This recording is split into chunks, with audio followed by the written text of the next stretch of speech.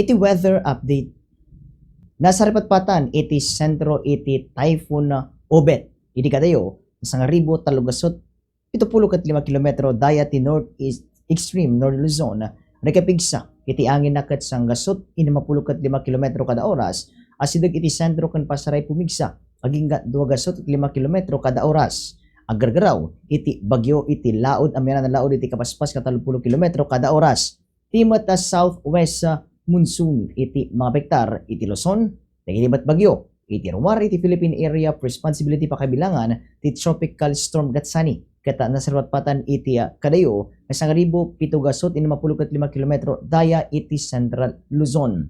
Napagtalin na iti kapig sa tiangin ng 55 kilometro kada oras asidik ti sentro kena pasaray pubigsa aging kati 80 kilometro kada oras. Agargaraw iti bagyo iti dayam yan na laod iti 35 kilometro kada oras.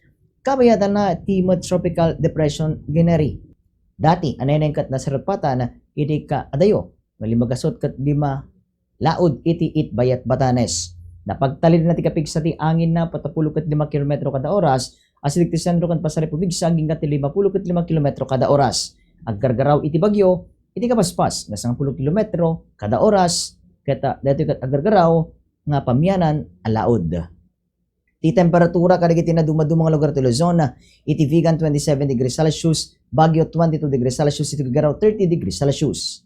Timot Visayas, Iloilo City 29 degrees Celsius, Tacloban 33 degrees Celsius, iti Cebu City 31 degrees Celsius. Timot Mindanao, Cagayan de Oro 30 degrees Celsius, Davao City 28 degrees Celsius, iti General Santos 29 degrees Celsius. Simingising ti init itatay bigat alas 5:43, lumnek intun madamdama alas 6:14.